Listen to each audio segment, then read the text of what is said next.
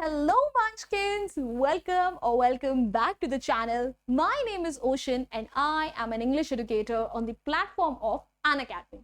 और बच्चा बाटी आज मैं आपको देने वाली हूँ कुछ अमेजिंग टिप्स। देखो अक्सर एग्जाम में ऐसा होता है ना कि कुछ ऐसे क्वेश्चन आ जाते हैं जो डिफिकल्ट होते हैं, समझ नहीं आते और उनके चक्कर में ना आता जाता पेपर भी खराब हो जाता है। So today I'm going to share with you some secret tips and tricks that can really help you in attempting those questions that you don't know and still make sure कि उन questions के ऊपर आप at least 1 या 2 number तो ले ही आओ। बोलते हैं ना कुछ नहीं से कुछ भला, तो अगर 5 मार्क्स का क्वेश्चन है और ये टिप्स फॉलो करके जाओगे तो कम से कम 1 या 2 नंबर तो आ ही जाएंगे। I promise you that. So भाई if you are also one of those students जिसके साथ अक्सर एग्जाम में ऐसे हो जाते हैं कि बहुत सारे क्वेश्चंस नहीं आते हैं, तो ये वीडियो तो आपको जरूर देखनी है। और होशियार से होशियार बच्चा भी क्यों ना हो, कभी ना कभी तो आप भी अटकते हो, तो प्लीज इस वीडियो को जल्दी से लाइक कर दो, चैनल को सब्सक्राइब कर दो और इस वीडियो को एंड तक हर कोई देखेगा। तो भाई सबसे पहली tip, if it is an MCQ, use elimination method to remove unlikely options and then make a calculative guess. कई बार होता है कि जो एमसीक्यूज होते हैं ना उसके ऑप्शंस जो होते हैं बहुत ज्यादा कंफ्यूजिंग हो जाते हैं, तो ऐसे में आप लोगों को क्या करना है, एलिमिनेशन मेथड का इस्तेमाल करना है। एलिमिनेशन मेथड में क्या करना है, सबसे पहले उन ऑप्शंस को हटा दो जो कि आपको पता है कि इसका आंसर हो ही नहीं सकते। फिर जो बचे हुए ऑप्शंस है ना उसमें तुक्केश्वरी माता का नाम लेकर कहीं पर भी तुक्का लगा दो, ठीक है। तो भाई ऐसे में पता है क्या होता है, आपकी सही आंसर को टिक करने ये प्रोबेबिलिटी हो जाती है ज्यादा, क्योंकि देखो अगर आप 4 ऑप्शंस में से गेस करते हो so your probability of choosing the right answer is 20%।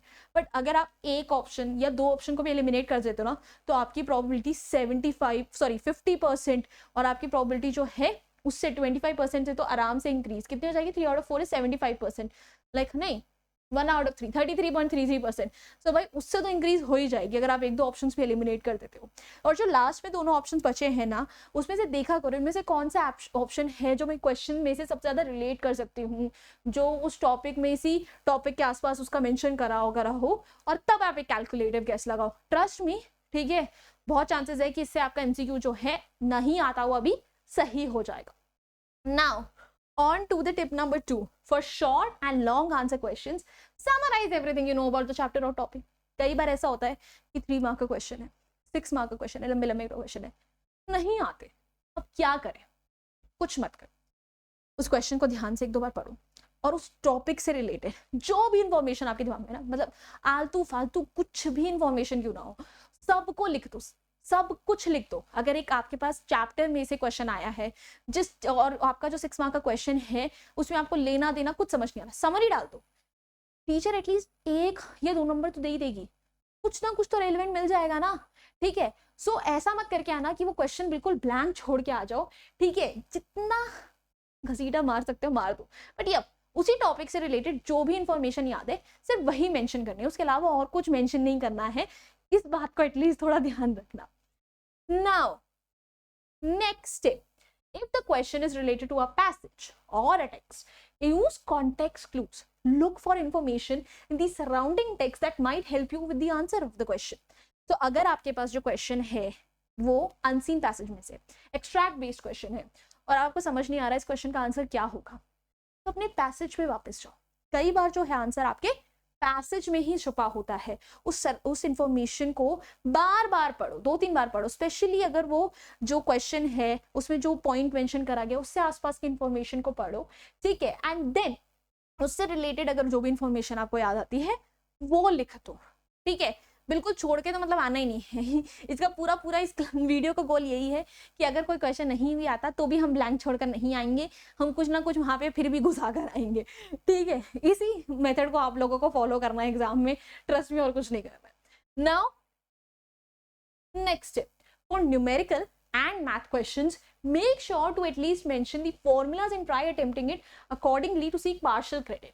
अगर कई बार ऐसा है कि मैथमेटिक्स का क्वेश्चन नहीं आ रहा है, न्यूमेरिकल्स नहीं आ रहे हैं फिजिक्स के, तो ऐसे में क्या करना है, जो क्वेश्चन है उसमें एटलीस्ट फॉर्मूला मेंशन करके आ जाओ, वैल्यूज मेंशन करके आ जाओ और उस वैल्यूज को उसमें इंक्लूड करने की कोशिश करो। बिकॉज देखो न्यूमेरिक जो होते हैं, मैथमेटिक्स के क्वेश्चन जो होते हैं उसमें स्टेप मार्किंग होती है, तो अगर आप फॉर्मूलाज वगैरह भी लिख कर आते हो तो आपके पास कम से कम आधा एक नंबर तो आ ही जाता है, करेक्ट।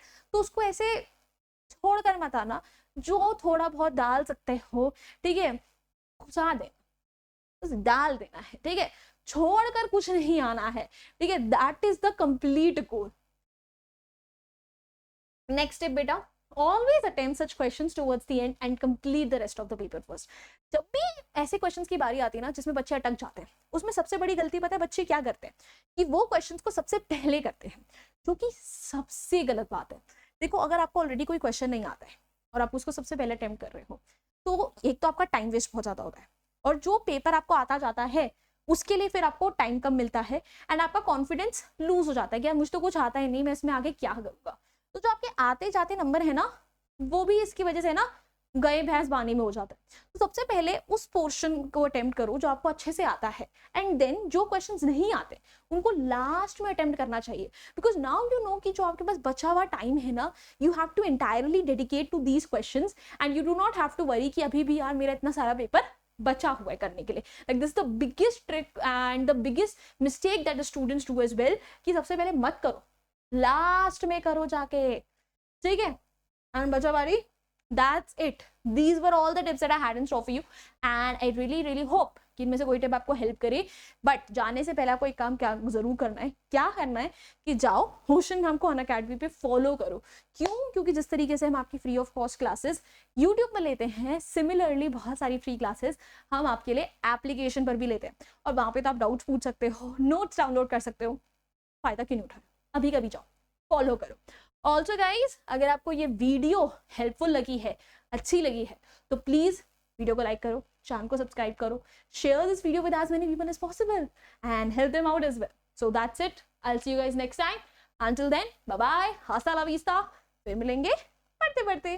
Bye guys.